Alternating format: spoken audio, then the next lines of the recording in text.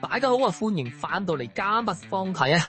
睇下經濟體，今日我哋講緊比特幣天靈最高。哇！一講到最高呢個話題，大家好敏感咧，係咪啊？近排黃金、白銀、Party 已經好似開始有啲震盪咯。喂，究竟點樣搞噶？比特幣又跌到傻晒。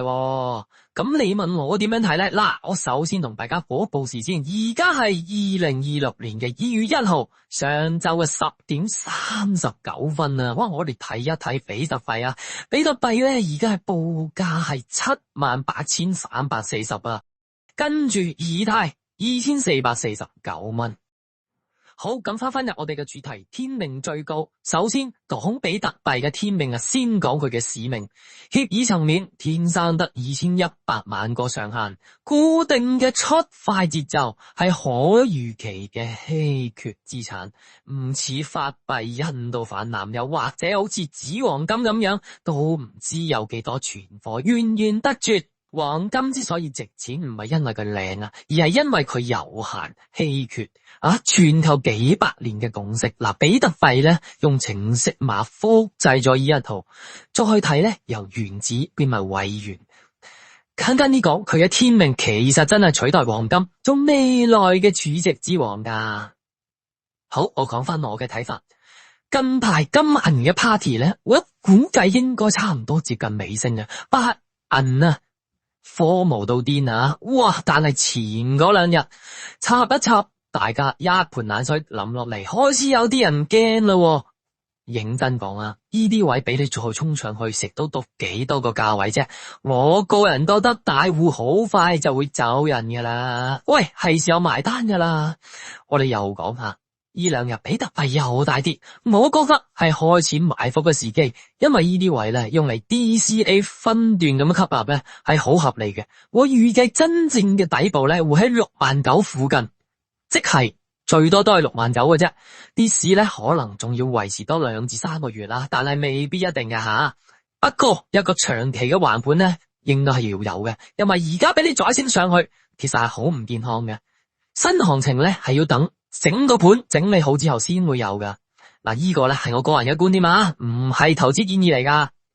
好啦，最高比特幣究竟幾時回本？幾時回本？我講啲歷史俾你聽。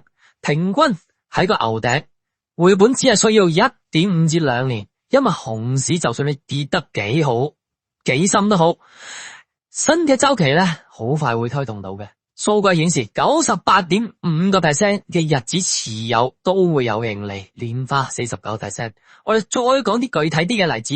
2013年牛頂1100蚊美元，跌翻落嚟，後來回本，只要你揸到去2015年2年，跟住就有升幅，揸耐少少10倍啊，差唔多成。2017年牛頂 19K 啊，去到2020年呢，終於有回本啦。然後去到2021年咧，係爆升咗4倍添。好，我哋又講講2021年摸頂入去貨啊，入貨啊 69K 啊，69,000美元啊。坐艇坐多一陣，去到2024年，終於你又回本啦。當年最高 73K， 持貨只係需要3年啫。2025年更加衝到去 126K， 12萬6嘅超級高峰，你又走到貨，恭喜你。冇走到貨，追高咗都唔怕嘅。嗱，而家跌翻落嚟78,000幾啦，跌幅成30幾個 percent 啊。預計啊2026年啊之後到嘅1-2年之內，你會回到本嘅，即係話唔使咁擔心咯。咁樣回本快慢呢，又要靠下減半周期啦、ETF 嘅流入啦、宏觀性啦、地緣政治乜。但係你記住，你喺高位摸咗頂唔緊要噶，而家開始 DCA 追翻佢，用時間化解波動。DCA 應該係目前對於比特幣同埋以太幣嘅投資者嚟講最佳嘅投資策略，長期持有冇問題嘅。記住，持貨4年以上，歷史嚟講都係零虧損噶。嗱，比特幣作為數位黃金，而家佢跌到有一個階段，咁而其他好似貴金屬嗰啲亦升到去某一個階段。咁好啦，當呢個板塊將要輪動嘅時候，我哋作出超前嘅部署。其實當資金輪動翻嚟 BTC 嘅時候，我諗我哋而家嘅埋伏一定會有一個好好嘅收成嘅。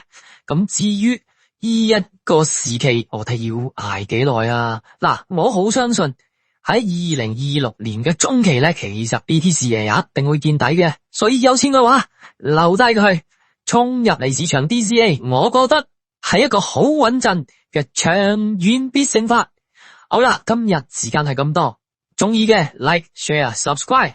以上嘅投資不涉及投資建議，只係我個人同你哋大家分享嘅一啲心得同埋我嘅睇法嚟噶。多謝你哋，下集再見。